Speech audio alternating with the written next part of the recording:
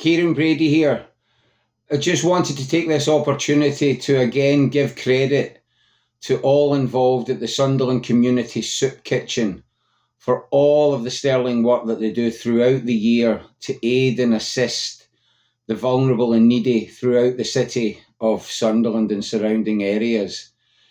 It's very sad that the people who are being asked to aid and assist such individuals come from the very same communities and often find themselves in situations which many would think of as deprived and impoverished. But it certainly seems to be the way that when care and concern is requested, it tends to come from people who have had shared or similar experiences, largely because those in the corridors of power often refuse to offer any such concern. So please, if you can and you're disposed to, then please assist the Sunderland Community Soup Kitchen.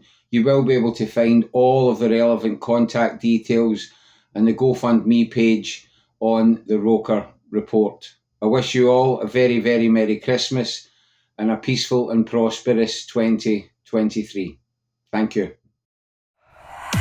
Hello everyone and welcome to another episode of the Roker Report podcast in association with the Sunderland Community Soup Kitchen. It's Gav, back for the first time in what feels like forever, to be honest, and I'm joined by Craig Chapman. Hey mate. Good evening, you alright? Better than you. Do you want to tell the listeners about your day? Not particularly, Not really? No. Oh well then, shall we get it out of the way with? Craig put the wrong fuel in his car basically, bless him. 1 week before Christmas, and it's cost a decent chunk of change. So yeah, I'm not in good spirits. I'm not really in the festive spirit today, but never mind, we'll plod on. Hopefully there's somebody very kind who's already donated to the Soup Kitchen fundraiser that might take pity on you and maybe stroke your chin or send you a nice present in the post. But yeah, we're here to talk about Sunderland, of course. It's been a while since I did one of these, so I'm badly out of practice. But yeah, we're here to talk about a 1-1 draw with Hull, Craig. How do you feel about that? Well, I think come the end of the season, I doubt we're going to be looking back on this game with any particular fondness. But I think all things considered, all the variables in there, it was a decent point. I think at the start of the game, I was a little underwhelmed with pretty much just how we started the game. Hull seemed to be very much the team on top, and I think it kind of felt like we were just playing the waiting game, trying to get into the second half, keep things tight, keep things level, and then bring on Ross Stewart. But yeah, I don't know. I just felt that we were a little bit flat. Maybe I expected a little bit more, but then you go quarter of an hour in, you lose Danny Batth. A little bit longer, we give away a penalty, you lose a man, and then go on to take the lead. Like I say, I think with all of those things, kind of considered, it's a point, we take it and we just move on. Yeah, I think yeah, I share most of them feelings. I think the team selection, you're right, was probably a little bit underwhelming. I think in the pre-match stuff we put out on the website, Martin thought that he might make 5 changes, but the team selection wasn't as ambitious as that. We just made the one and it was an enforced one. But yeah, I mean, I thought it was there for the taking. Even at half-time, was sat there like, I know the first half's been poor, but this is for the taking. If we really want it and we show a little bit of ambition with some early changes, we can maybe win this pretty easily. Because Hull were crap, to be honest. Like, I wasn't impressed with them at all.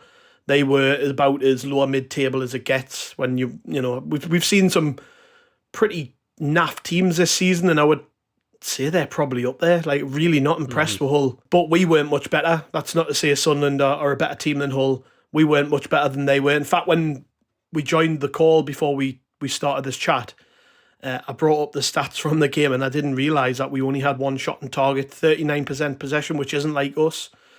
It was I think all things considered, you just said it there. I mean, the main things, losing Danny Batth early in the game, he's been our best player this season in my book. Yeah. Having a man sent off, which we'll get on to. They had a penalty, again, which we'll get on to. All those things considered, although we took the lead, I think a point was probably a fair result in the end, wasn't it? Yeah, I would say so. And I think if we're looking for positives, I think it was the fact that even when, we went down to 10 men, and we can talk about the timing of the substitutions, but it still felt that we actually fancied our chances. We made some good changes. We still fancied our chances of winning the game. You take the lead, and it was just a shame that perhaps we couldn't have held on. So I think, we showed a great amount of resolve. because if you're playing the last half an hour with 10 men and Hull were knocking on the door for the length of time that they were, we've done okay. And like I say, it's one of those games where we'll forget it a couple of weeks from now. But like I say, it's a point, we'll move on. It was an interesting team selection from Mowbray, wasn't it? Because the game last week on Monday at West Brom was poor. Like by the end of the game, we were all frustrated with the way that it ended. And I think it was one of those situations where everyone was expecting a bunch of changes just to try and pick things up a little bit, at least put a rocket up some of the lads who haven't been playing particularly well. And he stayed pretty loyal to the same players. I mean, like I say, the only change was the forced one. If Pritchard had been fit, he probably would have started ahead of Embleton, I think. I do think Clark was always set to come in. So, one change and it was a forced one. I mean, you look at the team shape. I mean, it's easy saying this in hindsight, but let's quickly look at it. We had Patterson in goal, Elise playing left back again, which is something we should probably talk about because, hasn't been a good couple of weeks for him. Danny Batth playing with Luke O'Nien at centre half, Lyndon Gooch at right back again, Dan Neil and Corey Evans, which appears to be his favoured midfield too. Ahmad playing out on the right, who is undroppable at the minute. Jack Clark coming on the left, Embleton in the 10 position in the absence of Alex Pritchard, and then Ellis Sims up front. A little bit surprising maybe to not see a couple of changes there, or was that largely what you think he was going to go with? I perhaps would have thought that maybe Sirkin could have come in. I know that, from Monday, it was a funny one, wasn't it? Because, for as good as we were in the first half, in the second half, it was polar opposite. And I think there was probably an argument to be made that anybody could have come out the team after that performance. I would have ideally liked to have seen Dennis Sirkin come in. I really like Elise, but I think he's looked quite uncomfortable when he is playing at left back in a 4. And although he's done okay, he gets stuck in and he wins some headers because of his height, and he's very competitive in that sense. But I think we've been targeted specifically down the flanks, West Brom obviously, and against Hull in particular. So I don't know. I think I would have preferred to see Sirkin come in there. The issue that I think we've got with obviously Gooch at right back is that based on the subs on the bench, again, it's one of them. Where's Trey Hume? Obviously, where's Niall Huggins? Don't know if they're out injured at the moment. If there's been any developments with them, so that really again does seem like it's Lyndon Gooch's position to lose. I know he's held in a very high regard, obviously from basically every manager really. Every manager's always had a lot of favouritism for Lyndon Gooch. I like him there. I think he's a good player, but again, he has been exposed a little bit. If he is to play anywhere in that position, I would prefer him much as a wing back. I think he struggles in a back 4. Just to butt in on that, I think that was probably the biggest annoyance through the game for me, was just the fact that our fullbacks weren't stopping crosses coming into the box. Ultimately, it's that, yeah. You're right, we're being targeted. I think teams are looking at us and seeing that the fullbacks aren't very good at it. And even, we just touched on Monday, but in that game, we brought on Clark and Sirkin because we were being targeted down the left. Yeah. And it still didn't improve. And I thought, well, on the back of that, surely we'll improve on it in this game. And it was down both sides. It wasn't just Elise, and I'm not picking on him because Gooch was just as at fault for it. But every time it seemed that they were coming down the flanks, I wasn't seeing them getting turned inside out. I was seeing them standing 5-10 yards off their man and allowing crosses into the box, which can't be a directive because obviously that's brain dead. But we are so bad at defending balls into the box that you have to stop the crosses. It's just, It isn't even a skill, is it, in football to be able to do that? It's a basic. You expect your fullbacks to just get their body in the way. If it goes out for a corner, it goes out for a corner. You take it. You've got to stop them crosses. And that's something we have to work on, isn't it? And I think you can see why he's gone with Elise at left back, because he obviously likes the height he brings to the team, but he likes playing a 4-2-3-1. So it's he has to play left back in a 4 rather than in a 3 or a 5. And like you've just said, Gooch is clearly the favourite. We haven't seen Trey Hume since that Birmingham game where he actually played really well. Yeah, Niall Huggins hasn't been seen since then.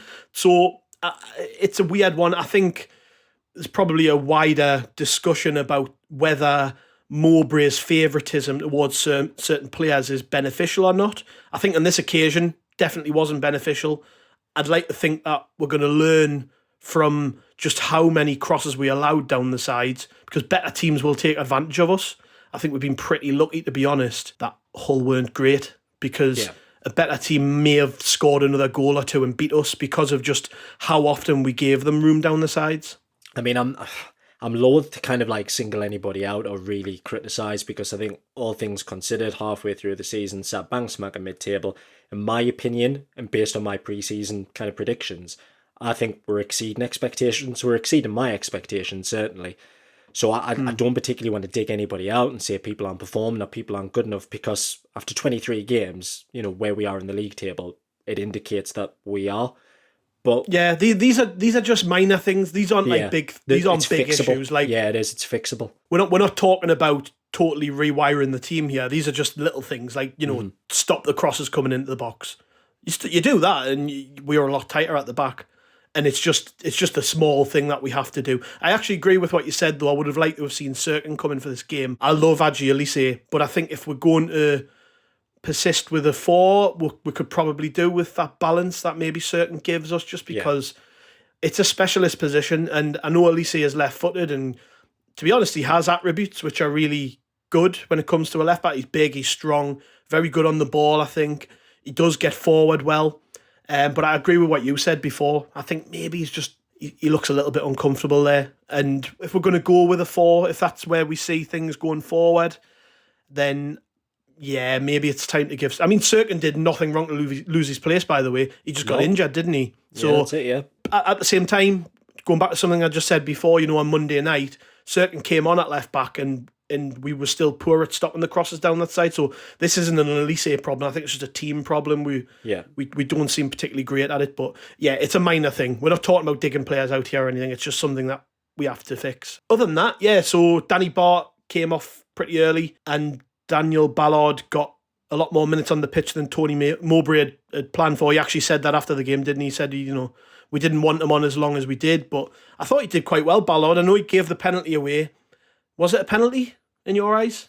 I've got to try and look at things impartially, haven't you? Because we've got 2 really big decisions to discuss. I'll tell you what, right? Because I was watching the game via a stream just like anybody else, just like all of the other parasites, whatever.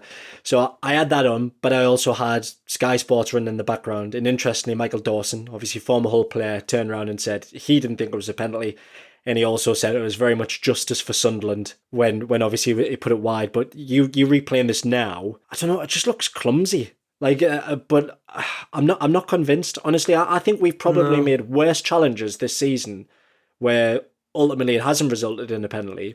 Yeah. And I dare say if that was at the Stadium of Light, we probably wouldn't have got that decision. I think it was probably the speed of the incident. I'm pulling it back now.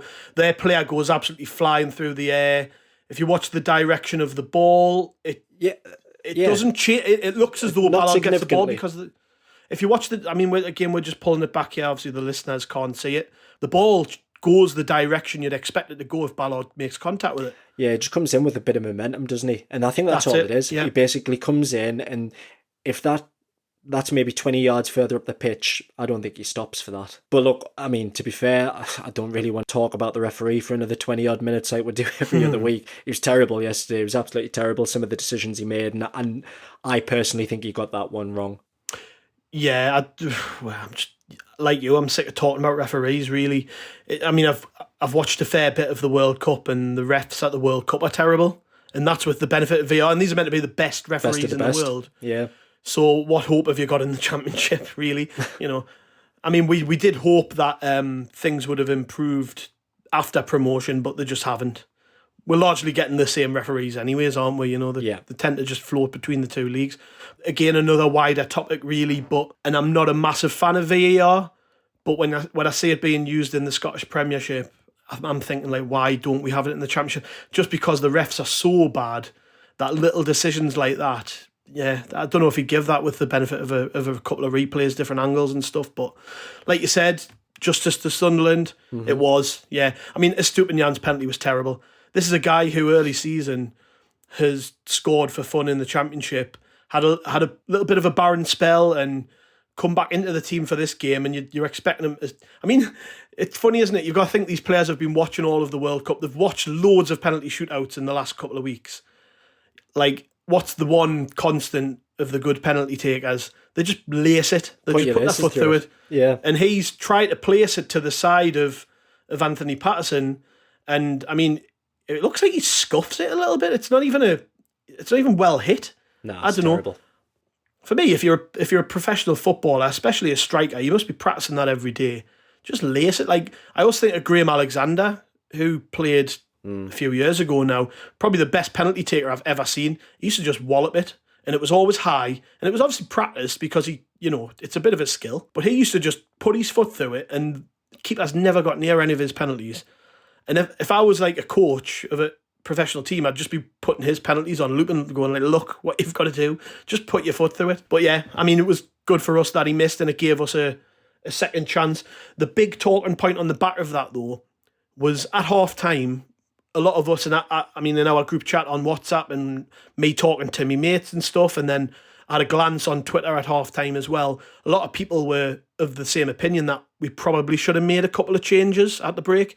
One, because the game was there for the taking, and two, really the performance hadn't been good enough. So a couple of changes could have given us a fresh impetus going into the second half. And it's not really a trait of Tony Mowbray's to do that. He doesn't make lots of changes. I mean, to be fair to him, it's worked, because I've seen it where we've been really bad in the first half. I think Swansea away was one of them, where we've been really bad in the first half and everybody's screaming for changes, and he gives the players the benefit of the doubt and they actually come out and perform a lot better. I've seen that work for him, but I've also seen it not work for him. And I think it was pretty obvious that we could have made a couple of changes, and we would have been different in the start of the second half, and we weren't. We came out and it was more of the same. We got away with it a little bit. I know it's up for debate whether it was even a penalty, but we still gave away a penalty, and it could have been different. And we got that second chance because Estupiñán missed it. And you're thinking, right, now make some changes. And we still didn't. We still didn't make them changes. And then there was the incident with Elliot Embleton just about 10 minutes after the missed penalty.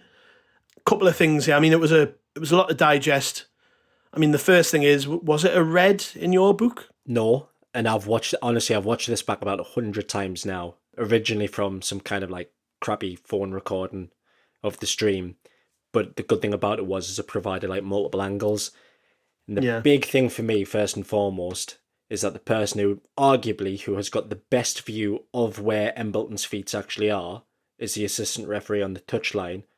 Doesn't put the flag up, not fazed, happy to allow it to continue. I know that the referee straight away, as soon as it happens, he's got the whistle in his mouth. Look again, we're watching it. Look at how fast he steams over. He can't wait to give the red card. I know it took a while because of Elliot Embleton's injury, but I mean, it goes back to this thing just with bad officials, really. I mean, I'll be honest, at first glance, I thought, he's high there. But you're right. I mean, the player raises, he actually ducks a little bit as he's jumping, as does Embleton, by the way. I actually think I'm more annoyed with Embleton because he hasn't put his head in the way. It's head height.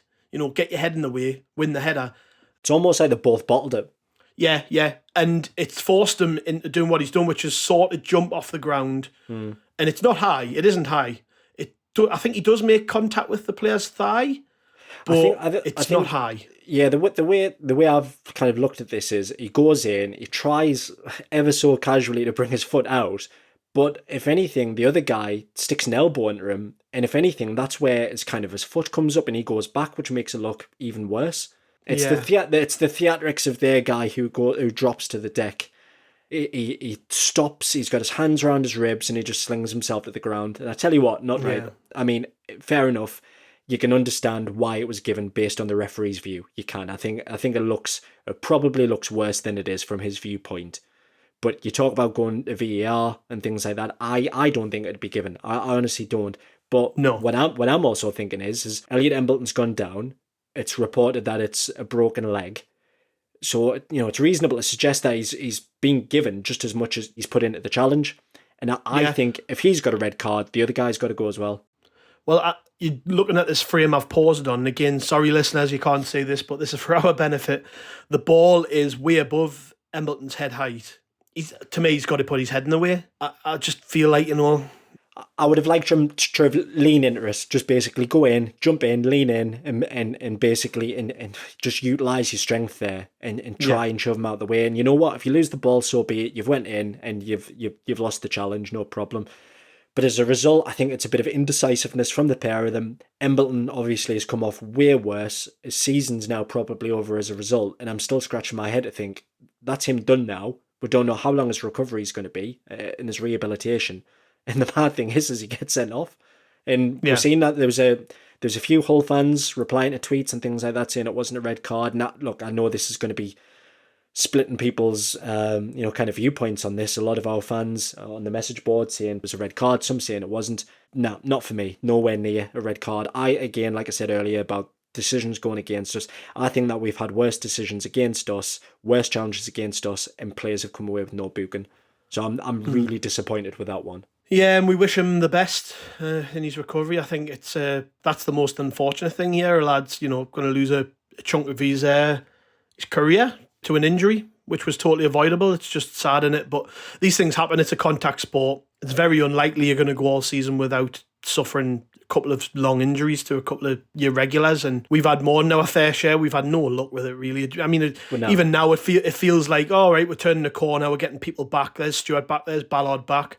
And then you lose Bart goes two. down, and Embleton's out for the season. And God, we don't know how long Bart's going to be out, but if it's a muscle tear or a strain or whatever, it could be a while, So we're getting no luck with injuries. But yeah, we hope Elliot Embleton comes back a better player for it. But I guess there'll be an opportunity for other players now.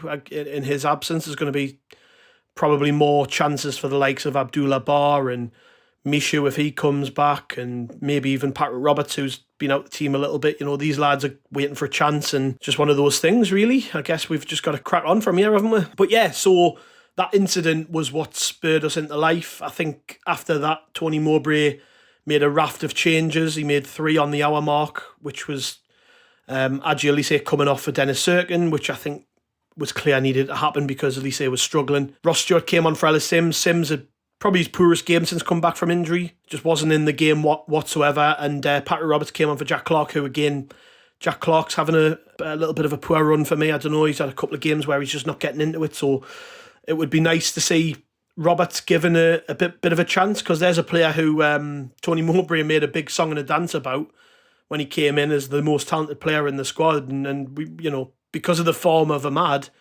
he's not really had a sniff, has he? But those 3 players came on. I thought we looked immediately better with Sirkin at left back. To be honest, I think we just looked more balanced with him in the team. Ross Stewart, and this is no slight on Ellis Sims, but Ross Stewart is just so good. Like, you notice him on the pitch, you notice the impact of him in the game.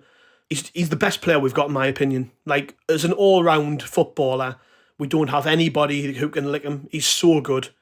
And that's not a slight on Ellis Sims. He just isn't Ross Stewart. And I think when you put Ross Stewart up front, it's like you've got 2 players up there because he does everything.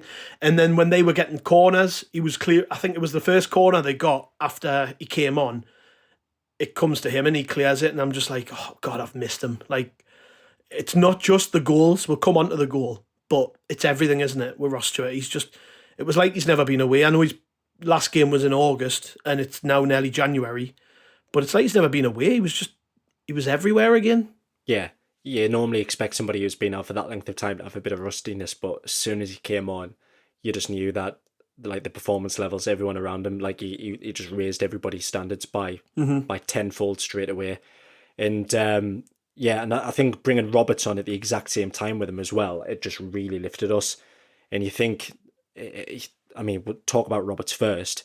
Like you say, he gets so much praise, but he hasn't been really given any game time, in my opinion, this season that he's deserved. I think really now is an example of where, just by giving a chance, he's shown straight away what he can do. So calm and composed on the ball, and that ball over for Stewart was absolutely incredible. Just relieves the pressure straight away. And it's not one of them rash, just hitting hope. Like, watching this back now, he knows exactly where he's playing that, and it's to an absolute perfection over the top. Goalkeeper hesitates, allows Stewart just a little bit of extra time to decide what he's going to do, and straight away that just an absolutely unbelievable finish. Just so cheeky as well, the way that he just knocks it past the keeper. It makes him look so daft, honestly. And you think there, like I say, that's a moment where we have that talent in abundance, where Hull were absolutely battering the life out of us for a period, and literally Ballard wins the ball back, Roberts straight onto it, straight over the top, and bang, you 1-0 up. And you think if we're capable of doing that, we're capable of winning any game, really. It's just like I say, it's an accumulation of daft things yesterday that have ultimately cost us, going down to obviously to 10 men, and just like I say, just a couple of rash things, really. But yeah, I think all in all, the positives that we've got to take away is having Ross Stewart back. I mean, he's absolutely superb. On the flip side, you've got to look at it and start panicking again straight away and thinking, one, when are we going to get this contract situation sorted? And two, just even if we do get him and tie him down for a little bit longer, how long are we going to actually have him? Because we've discussed it before. I can see him playing in the Premier League. His career trajectory from this point, it's only going to be up, isn't it? He's absolutely incredible. Yeah, before I give my thoughts on Stewart, just on the goal, Ballard's tackle in the lead up to the goal, Hull wanted a free kick for it. You watch their players stick their hands in the air, but it's an absolutely brilliant tackle. Yeah. I mean, yes, he goes in through the back of their player, but it's the way he wraps his foot round the other player's foot to win it. It's just a cracking tackle. And I'll be honest, I fully expect, given how bad the refs are, I fully expected the ref to blow for that. But to his credit, he let it crack on. He didn't even gesture to say play on or no.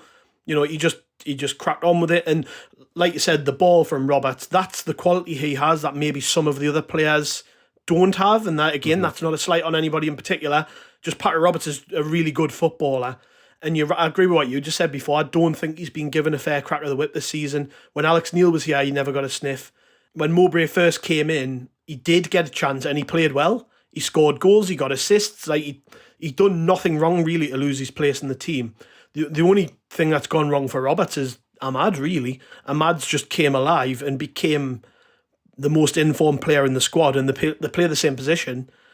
And it's just unfortunate, really. But in my opinion, we have to find a way to get them both in the team.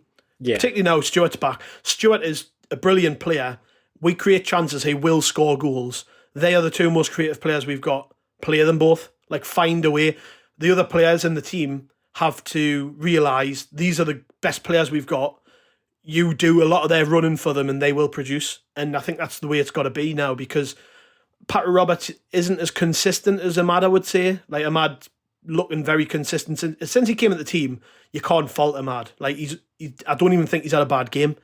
You could argue maybe, Hull wasn't his best performance. I wouldn't say he played badly, but, generally speaking, he's quite a consistent player. Roberts might not be, but it's moments like that where you realise how good a footballer is. And I know that Hull made it very easy for us by having a high line, their goalkeeper hesitating. But he knows what Stewart is like as a forward, and he's just thought, if I pop that into that space over the top, he's going to be on the end of it.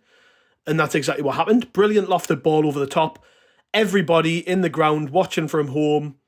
The goalkeeper as well, all think Stewart's going to try and lob him from there, because that's the natural thing to do. You look at the distance between him and the goal. The goalkeeper is more than halfway between the two. So you're thinking, well, he's never going to go around him because he hasn't got the time to control it and go around the goalkeeper. It's going over his head. It's going to be a lob. So the keeper jumps thinking he's going to get lobbed. Stewart just passes it under. It's an absolutely brilliant finish. So composed. Like I say again, I think I tweeted off our account, he's so composed from a man who's been injured for about 15 years. That's what it feels like. Like, you just don't expect that from anybody who's had that length of time out on the side. You said rustiness. That's the word, really. You expect him to be rusty, but Ross Stewart isn't rusty. Clearly got himself ready for this game, and it's another fantastic goal from him. And there's a reason why people are talking about him as a player who down the line could leave and we could sell. And you said it before, you can see him playing in the Premier League. I think people will look at the fact that he's not really experienced in this league because of the fact he was injured for so long is the main reason, and he's just never played at this level. And people outside of the club will look at Ross Stewart and not get it. But I've seen enough of him to say he will be in the Premier League at some point soon. He's that good. Strikers like that don't grow on trees. Yes, he's a good goal scorer. He's a defender's nightmare, but it's everything about Ross Stewart. I don't need to explain this to people listening, because 99% of the people listening to this podcast are Sunderland fans. They know exactly what he's like. But it's that point that other fans of other clubs and people in the media and stuff don't get. And I hope that translates to recruitment teams in the Premier League. I don't want him to go anywhere, but it just seems inevitable at this point because he's just so good. And I mean, it's pointless worrying about something that hasn't happened. Like I said this in the summer when people were, it was mainly our own fans were saying, well, he's off to Rangers, isn't he? He's going to go to Rangers. Whether there was any truth in that, we don't know. But as far as we're concerned, there was no truth in it because he never went anywhere. There was no hint of him going to Rangers. I'm sure the club have fielded a lot of offers already for him. And we all know that he's got to get this contract signed. But yeah, it's inevitable. People are going to look at him. You just watch him and you're like, God, he would make such a difference to so many teams higher up than us.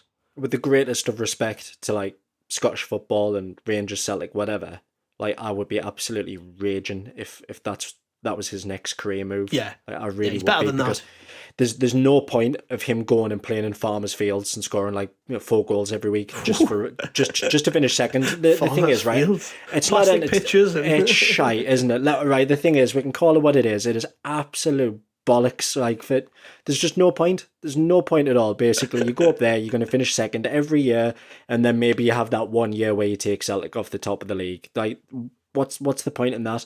At least if he. Again, you look at the teams who are competing at the top of our division, Sheffield United, Burnley, teams like that. I think he would get in their teams immediately, and he would improve them immediately as well. If you look at every striker who we've played, because I think we've played every team now, haven't we? We're halfway through. Is there any striker you can think of that is as good as him?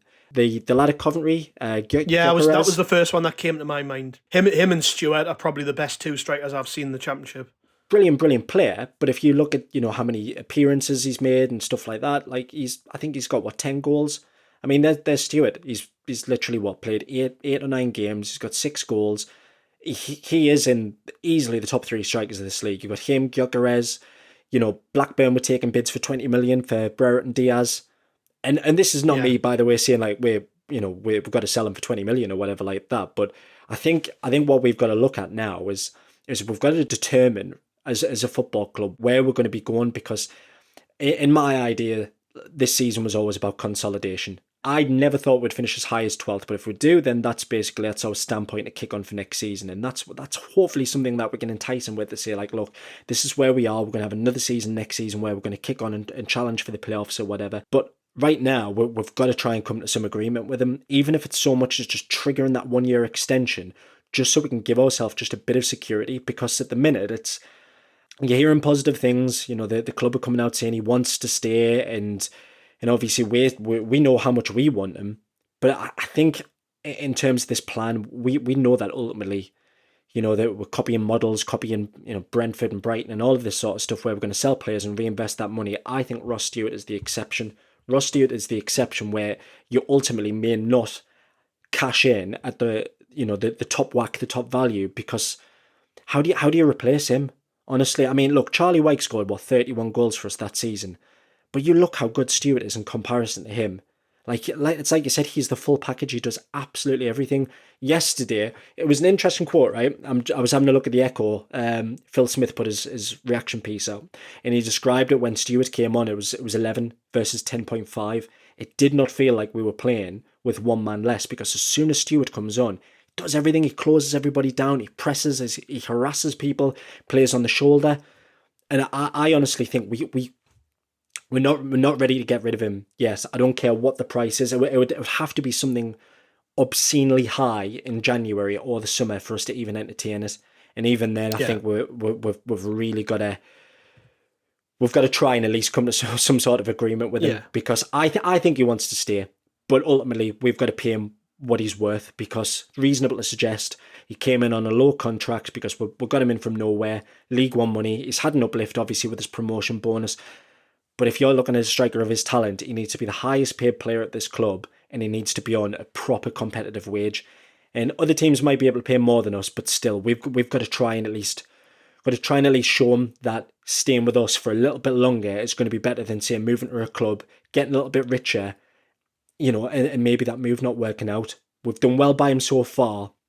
I think now we've just got to do the right thing. We've got to ultimately come to some sort of agreement with him, and we've just got to pay him not necessarily what he wants. We've still got to try and have obviously some sort of bargaining in there, but we've got to get him tied down. So at least when the day comes that he does move on, that we've got a little bit of security in there that we are going to get some money as well.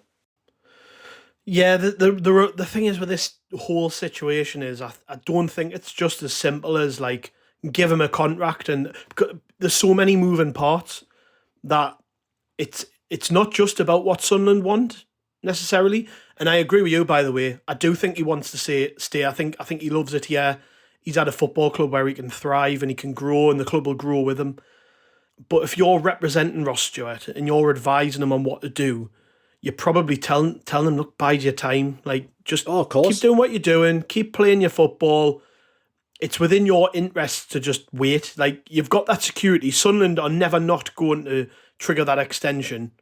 So you've got at least another year here, at least. They're going to offer you a deal soon. If we can't come to some agreement around January time, they'll offer you another deal in the summer, regardless of how it goes from here. Bide your time. That's the advice I would be giving them. I'd be telling them, take your time. Don't rush into making any decisions on your future yet.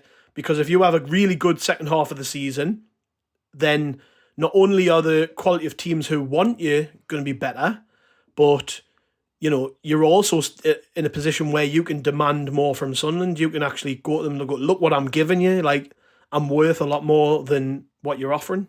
So from his standpoint, he's got to bide his time, and that doesn't make him disloyal. No. It doesn't make him a problem. There was some daft suggestions from some people, like when he wasn't in the team on Monday. Oh, well, that must mean he's away. Things like that. They're not helpful. You've got to remember that this is a business. It's like it's a job, like anyone else's job. If my boss, wants to keep me and I'm being headhunted for a position elsewhere, I can then turn around to him and say, look, they're offering us this much more than what your paying is. Can you offer me a little bit more? It's exactly the same when it comes to football. Ross Stewart's got a value, and other clubs are going to pay more than what we can offer him right now. And if he's got his head screwed on, he just takes his time. He doesn't have to rush into anything. And that's not what people want to hear. People want us to be like, give him whatever he wants and just do it. And from the club's perspective, they also can't do that because it sets a precedent. The club have got to be careful as well. And that's not saying don't pay Ross Stewart what he's worth. Don't offer him a contract.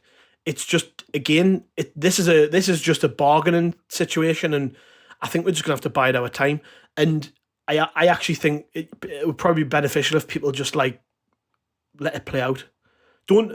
I don't for 1 minute think that the club don't intend to give this guy a contract, and I don't think they'll piss him around either. They know how good he is. So let's just see how it goes. I mean, it all feeds into this thing. What do you trust the people making the decisions or not? It's very early in the relationship between Christian Speakman and the fan base, and a lot of it has been great, and there's been some elements which haven't gone so well. And it's too early to say we fully trust everything he does. I would imagine a lot of people would say that, and I totally get why that would then give them the idea like we're going to lose this guy and we're going to fuck it up, because Sunderland have done it so many times in the past with players. So it's natural to feel really pessimistic about the situation. It would be best for everybody if we just sort of let it play out. And I think he will sign a new deal. I don't think that Ross Stewart's going to go anywhere. But if he does go, and he will go at some point, I would like to think it's a really understandable situation where we can look at it objectively and be like, I can see why he's chosen to go there. Like you just said about Celtic and Rangers before, that's not where he should be going. He should be, if he goes anywhere, it should be to a team in the Premier League who are challenging for the top 10, really. To me, Sunderland are still one of the biggest clubs in the country. Don't care, half the teams in the Premier League are nowhere near the size of this club, and that does make a difference to a lot of players as well. I know he's probably frustrated with the lack of time he's had on the pitch because of his injury and stuff, and he'll just want to get back to playing football and scoring goals and maybe revisit this down the line. And yeah, I just think we're going to have to be patient, whether we like it or not. I don't like it, Gav. I want him to sign a contract now. Yeah, well, it comes down to this. It comes down to whether we're prepared to be patient or not, whether you're prepared to trust the people who are doing the negotiating on our behalf. But I actually think if we look at this with clarity, this isn't going to be resolved soon. No, it's not. It's not. You're right with that. And like you say, ball's firmly in his court, isn't it? And with somebody whispering in his ear, you've just scored again yesterday. And then if he scores against Blackburn and he scores a couple more over there, the festive fixtures, like you say, it'd be wise from his his sort of position at the moment, not to commit too easily. But yeah, it's one of them. Like I say, maybe my arse is just twitching a little bit. I'm worrying. Yeah. I'm worrying. I mean, you're talking about teams that he could go to. He could go to what? Bottom half of the Premier League there. Who have you got? He could play for Wolves, Southampton. He could easily get in the Forest team. Wolves is the one that worries me because Wolves have got money. The strikers aren't scoring goals, and he would give them a lot. Southampton, that's the type of player Southampton would sign usually. They aren't scared to dip into the Championship. No, they signed the Newcastle lad, didn't they? For Armstrong from Blackburn. Yeah. And he went for a big fee. Shea Adams as well. Yeah. Who was at Birmingham. Forest, well, there's every chance they'd come in for him because they'll probably sign another 20 players. Everton don't have a striker. Calvert-Lewin's not fit. Rondon's shite. Thing is, if you've got Jordan Pickford playing balls over the top as well. Yeah. West Ham have only got Mikel Antonio. They did spend a bit on a young Italian striker, didn't they? But I don't know whether he's been playing. Leeds probably do with a striker. So, we could go through most of the teams in the bottom half of the Prem and make a case for them coming in for a player like Stewart. So, I'm not meaning to worry people. I'm just saying it is a very real possibility that teams who are struggling in the Premier League may well look at him and be like, we can get him or we can pay 40 million for somebody off the continent and they might just do the same job. And that's the thing. So from our perspective, yes, be great to get him tied up to a deal. Do I think it's going to be resolved before the summer? No. I just don't. I don't think he's going anywhere. He'll still be here by the end of January. I'll put my house on it. I just think clubs who have not watched Ross Stewart as much as we have probably don't understand how good he is yet, because he has only played, you've just said, eight or 9 times in the Championship. And that's still a big gamble. If you're a Premier League team who are struggling, your fan base are expecting a little bit more than a 26-year-old Scotland striker who's only played 10 times in the Championship. That's maybe where it's our benefit in this window. So I think we have got time. And, people listen to this, you might disagree with something me or Craig have said on the Stewart situation. I think it's, everyone's got their own view on it. A lot of people really just want to see him tied down. We all want to see him tied down. But I just think if we're being realistic, it's probably not going to be sorted anytime soon. So I'm just enjoying him while he's here. To be honest, I've said this on podcasts before, Craig. I think I've came to terms with the idea that we will just sell anybody at some point. It's about again, it comes to this trust thing. Like it's a wider topic. We've yet to see Sunderland sell a player that we've brought in under this regime for big money. So we don't know how things are going to work out. Like with Brentford and Brighton fans, they've watched their clubs do it so many times now that when they do sell a player, it probably doesn't hurt. They're just used to it. They know that the club are going to replace them with someone equally as good for a fraction of the price, and then 2 or 3 years down the line, that same player will go on and do the same thing and go elsewhere and they'll make money. And it's about constant. That's the ideal for Sunderland, is that when these players do leave, we replace them adequately. And because that theory hasn't been tested yet, it's totally understandable why people wouldn't trust it. And that, I just think that's something we're going to have to come to terms with, that they are going to sell players we like, and we've just got to cross our fingers and hope that they get it right when it comes to replacing them. So maybe that's where January, like we did when you mentioned Charlie Wyke before, we signed Stewart in the January. We signed him when he was injured. He was a data signing. He was being, from what we're told, he was being tracked by a lot of clubs who weren't really keen on parting with the money because he was injured. And we did, and we got the gamble right. That he's got to be one of the best signings we've made in the last 20 or so years, based purely on just, he came out of nowhere and look how good he is, and we could make a lot of money on him if we sold him in January. And that's what we've got to hope. We've got to hope that in January maybe we bring in somebody who, if Ross Stewart does leave in the summer, we've already got the replacement through the door. That should be the ideal, shouldn't it? Yeah, it's going to take, obviously, I guess, something major from the recruitment team to try and bring somebody in who's at his level. But like you say, it's one of those things, it's just probably going to worry anybody and everybody really until something happens. But at least for the moment, let's look at the positives. Came on brilliant yesterday, scored an important goal, and just got to try and kick on now, get him back into the team. Is hopefully fighting fit, hopefully he can start against Blackburn. But you look back at some of them games where perhaps we've drawn or lost, and you think if we've had him without injury for the past couple of months, it's probably reasonable to suggest that we could be in the playoffs knocking on the door. Without a doubt. Knocking on the door Without easy for the top two, actually. I mean, you think, what, with 10 points off Sheffield United, you think games like Preston, Blackpool, Cardiff, Middlesbrough away, I mean, like I say, we can throw a load of them out there. And I mean, one thing I would say is I don't think that we've been really outplayed by anyone majorly as of yet. Burnley had a spectacular second half against us, but I don't think anybody's actually really made us look to a point where you go, oh, Christ, we look out of our depth here. We've given everybody a game so far, and I think that's the biggest aggravator for a lot of people, having no recognised striker in that period. Because, I mean, like I say, he's been out 3.5 months. Our best player, arguably one of the best players in the league, and there we are with 3 points off the playoffs.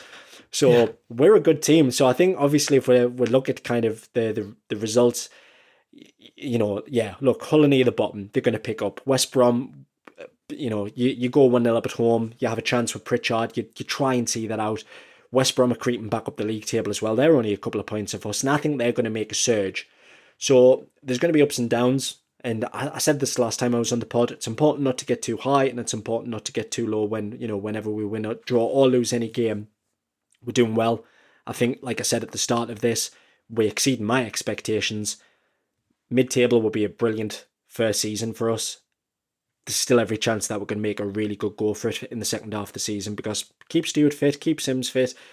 You mentioned all of these options as well. Obviously, it's sad that we've lost Embleton, but when you've got an abundance of talent like we've had, who's to fear, really?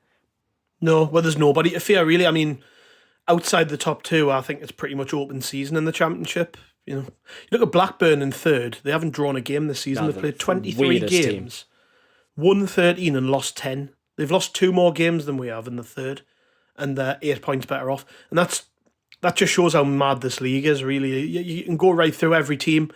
There's no consistency outside of Burnley, really. I mean, even Sheffield United in second place, they've lost 5. I think I referred to this a few pods ago when I was on. You know, I remember when Peter Reid was Sunderland manager, we won the league and we only lost 3 times all season. And you're looking at this league now and you're like, it's anybody's. I know that we certainly privately in our group and stuff, we've chatted a lot about expectation versus reality. You know, we all just expected us to stay up. We'd all be happy if we just stayed up. If you look at where we are now, we've won 8, we've drawn 7 and we've lost 8.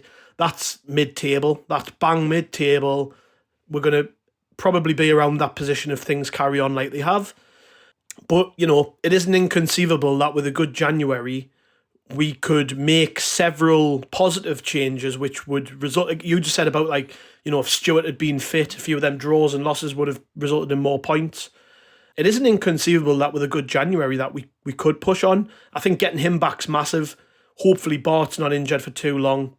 Ballard staying fit and contributing is massive, because we've seen in like a game there just how good... I think he's great. I thought he was great before he got injured.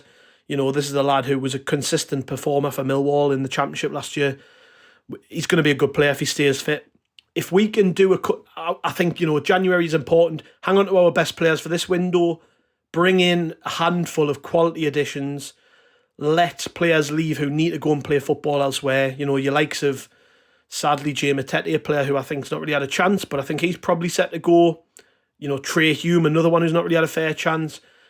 Mishu? Maybe a Niall Mishu, yeah, somebody who's just not played because he's been unfit. You know, there's a case you can make for a handful of players just to get them out the door, to free up some squad places, to freshen things up a little bit, bring in some quality, bring in I think we could possibly do with a big physical central midfielder. Possibly, if we're going to let right backs go, bring in a good Championship standard right back who has played maybe 200 games at this level, who we know what we're going to get out of them, who can contribute. Bring in that third striker that we've lacked recently and could potentially give us the competition we need up front. And you know, we could be talking about Sunderland being in the playoffs. Whether people think we're ready for that is an entirely different conversation for another day. But, you know, just looking at the table as it is, we aren't a million miles off. And we could very well next maybe talking about Sunderland playing at Wembley again in the playoffs. it's not a million miles. The thing is like you mentioned it before, we've got this far really without Stewart's contributions, like largely without the contributions of Ballard. Playing Gooch right back, who's never played right back till the season really. Playing Luke O'Nien mainly as a centre half, who's been excellent. We haven't even mentioned him, by the way. He was my man the match in that game at Hull. Outstanding again at centre half. I think I said the other week, try ripping that shirt off his back. He ain't given that position up with any ease. So, Luke O'Nien's, he's playing there. It's not really his position. Adji Elise has played quite a bit at left back when he's not really a left back.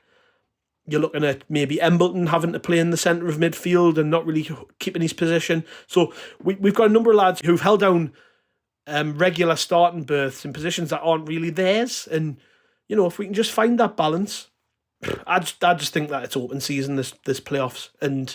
But the other thing is, by the way, is that there are another like 15, 16 teams with the exact same thought process going into January. And I actually think the likes of Watford, Norwich, Swansea, Middlesbrough probably, will spend money.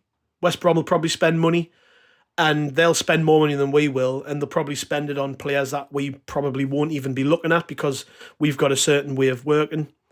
So, it isn't, I say it's open season now, but, with a couple of teams making a couple of quality additions, that strengthens them probably that little bit more than we probably are at this point. But let's quickly, before we go, Craig, this feeds us into a different topic around about expectation and stuff. Like I just said there, we're bang mid-table. This is about where I would like to see us at least come the end of the season. Yet there doesn't seem to be that feeling right throughout the fan base at the minute. Would that be fair to say? Are people? What's your thoughts generally on sort of the expectation at the minute? Because I think anybody listening would admit, the feeling when we do lose a game or we don't play particularly well is really extreme.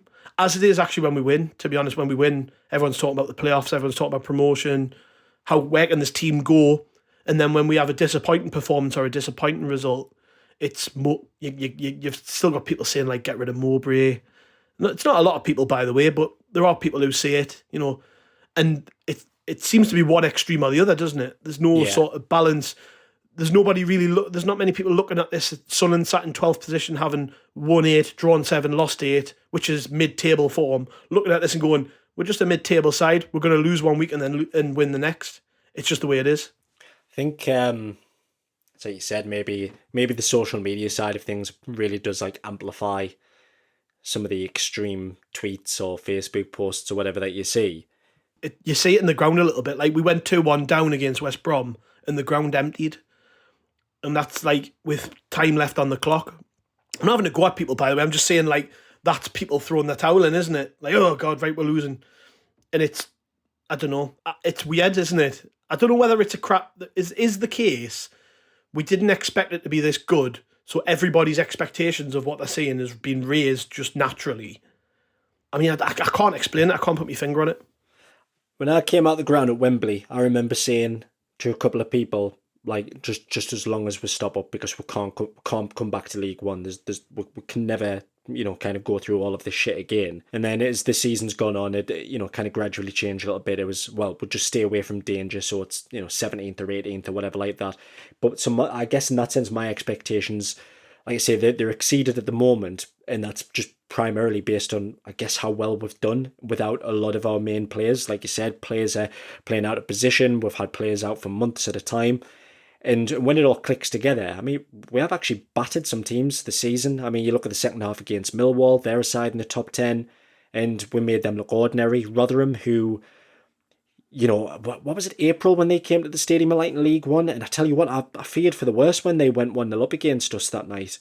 And then when they came back up in the midweek at the start of the season, I mean, we tore them to bits. So you look at teams like Rotherham and Wigan, who came up with a bit of momentum, and we're doing a hell of a lot better than they are at the moment. But I think sometimes people look at it a little bit and think, right, because we're Sunderland, because we're such a big club, it's kind of like what you said a little bit of how people view us, that we're one of the biggest clubs in England, which is absolutely fine. I think a lot of that is subjective in terms of how big people think we are. But I honestly think at the present moment, this is probably the natural position for us. And maybe people look back at that 10-year period we had in the Premier League and think, right, okay, we deserve to be in there. But look, somebody can do the homework on this, but if you look at Sunderland's league positions and the ups and downs and things like that we've had since we were very first relegated in the late 50s, Sunderland have spent more time outside of the top flight than they have in the top flight. Not sure if that's going to be a bit of a surprise to anybody, but that 10-year period, in a sense, was a little bit of an anomaly, that we never really sustained that length of time ever in the top flight since our first relegation. And this is not me trying to dampen anybody's expectations of where they think we should go. Like I said, it's subjective. If you think that we should be knocking on the door, by all means, for automatic promotion or anything like that, absolutely fine. But where I am at the moment, I'm okay with it, because although, look, I want to get back in the Premier League, I want to see us compete, I honestly think if we go up, we would struggle to get 15 points. And I base that on the lads that we would likely bring in, because we don't have the money that we could compete with. And I just want to make sure that we do everything, properly, because that 10-year period in the Premier League, you look back at it, it was shit really, wasn't it? Beat Newcastle, we had a cup run, but we almost literally lost the club. Like, we were £250 million in debt for a handful of nice moments and memories. And then you look at these other teams who've done it better than we have, the likes of your Bournemouth and Fulham and teams like that. Yeah, okay, they spend money, but they're more sustainable than we are. The likes of Crystal Palace, who came up and, they've been in the Premier League for a length of time now, and even Southampton, back-to-back promotions. They're always near the bottom of the table, but they do enough. They spend enough, and they generate decent money. And I think we've just got to make sure that for the next couple of years, wherever we end up, we've got to make sure that we get this bang on, because you do not want a position where we overspend and then we've got to basically have a massive fire sale once again and just end up plummeting through the leagues. And I think at the moment, the direction of the football club, it's up. In the past year would show you that. You go back, a year or so to this exact weekend last year, we're playing Ipswich away. We scabbed a 1-1 draw there. Nathan Broadhead scored in the second half, if you remember. We sat third in the table, and you're looking at it going, such and such have got how many games in hand, this, that and the other. And you now look at us, we're 12th, we're competing against every single team, half the season to go, and there's still a good argument to be made that we couldn't basically make the playoffs. So for me, look, if we don't, I'm fine with it. If we do, I would be absolutely over the moon. But for the moment at least, like I say, from my 2 pence worth, I think we're on track. I think this is our natural position, at least for the moment. But I think that the club is certainly heading in the right direction. Yeah, 12 heading into Christmas is brilliant. If you'd offered me that before the start of the season, I would have snapped your arm off. So no complaints from me. I'm pretty chill about everything. Not really looking over our shoulders. I know that the league's a bit tight, but I look at some of them teams down the bottom end. I don't see Rotherham, Cardiff, Blackpool, Wigan, Huddersfield spending money. They're going to be the bottom 5 or 6 teams. I don't see us joining that pack. I only see the trajectory of this team going up, and yeah, I'm pretty optimistic about the second half of the season. What I would say though about going into the second half of the season, it's very much like this kind of first half as well. People should brace themselves, prepare themselves, because there's going to be games where we are going to batter teams and we're going to lose. You look at Norwich at home at the start of the season, how good we were the day that Alex Neil left, how good we were in basically their quality eventually. They get that one moment to beat us. And then you look at teams like Cardiff sat 20th. They come to the Stadium of Light the other week and we couldn't get near them. So we're probably going to win games where perhaps we don't deserve to win, and then ultimately we're going to lose games where you think, how on earth have we lost that? And we're going to lose to teams who are lower than us in the division. It's just the nature of what this division is. Blackburn's your example. They go and lose 4-1 at home to Preston. They look absolutely terrible, and then they go and beat Norwich away from home. Anybody can beat anybody in this league. It's, like I say, it's probably why it's one of the most entertaining leagues in the world, to be fair. Yeah, well, that leaves us with Blackburn at home on Boxing Day, and then we play on the Thursday away at Wigan. Like I say, I'm looking at those 2 games thinking we can win both of them, but we can also probably lose both of them. Like, that's just the way we are at the minute.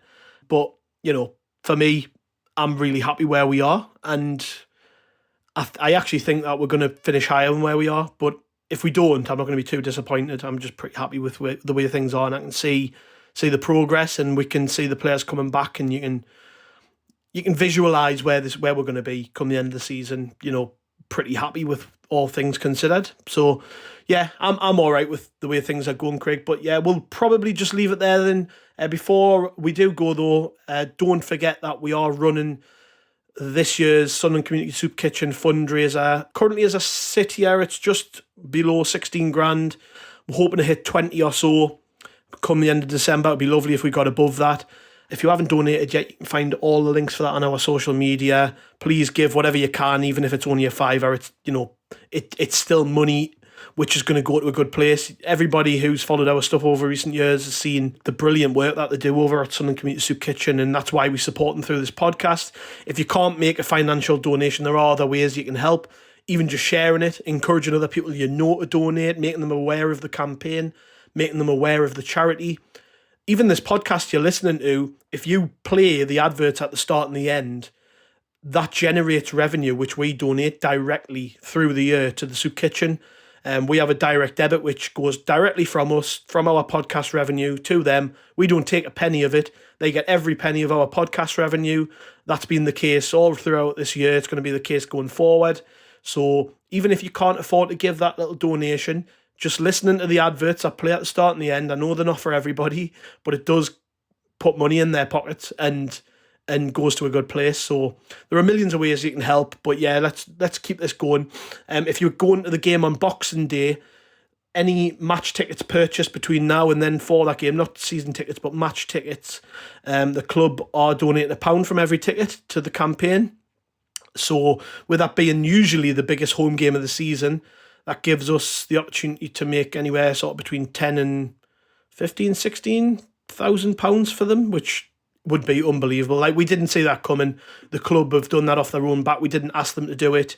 They announced that without our knowledge, and it totally caught us off guard, and we're just so grateful, and the charity are so grateful, because that's going to be an amazing amount of money. And again, it's a way that people can contribute. If you're going to the game, you're buying a ticket, know that you're contributing. That leaves me just to say goodbye, Craig.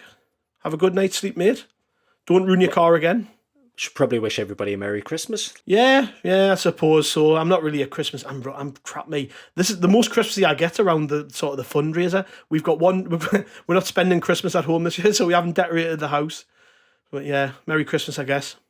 Everybody. That's really just lowered and soured everybody's.